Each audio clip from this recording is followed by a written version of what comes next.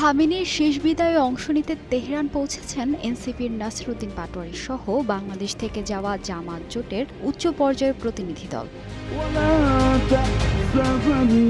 আজ শুক্রবার সকাল থেকেই ইরানের তেহরানে শুরু হয়েছে শোকের আনুষ্ঠানিকতা। ইরান সরকারের আমন্ত্রণে ৩ থেকে ৯ জুলাই পর্যন্ত চলা এই শোক কর্মসূচিতে যোগ দিয়েছেন নাসিরুদ্দিন পাটোয়ারি এবং ডক্টর খালিদুজ্জামান সহ জামাত জোটের ১১ সদস্যের প্রতিনিধিরা। একই সঙ্গে জাতীয় সংসদের স্পিকার মেজর অবসরপ্রাপ্ত হাফিজউদ্দিন আহমেদের নেতৃত্বাধীন একটি প্রতিনিধি দলও সেখানে অবস্থান করছেন।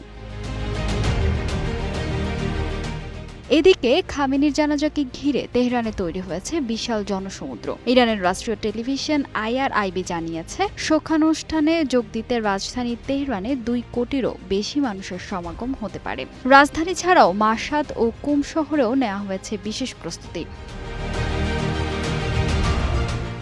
আগামীকাল শনিবার অনুষ্ঠিত হবে জানাজা এবং ৯ জুলাই তার জন্মস্থানে সম্পন্ন হবে দাফন। আপাতত পুরো বিশ্বের নজর এখন ইরানের রাজধানী তেহরানের এই ঐতিহাসিক বিদায় আয়োজনের দিকে। ফাহিমা সুরভি, নিউজ ডেস্ক, গ্লোবাল টেলিভিশন।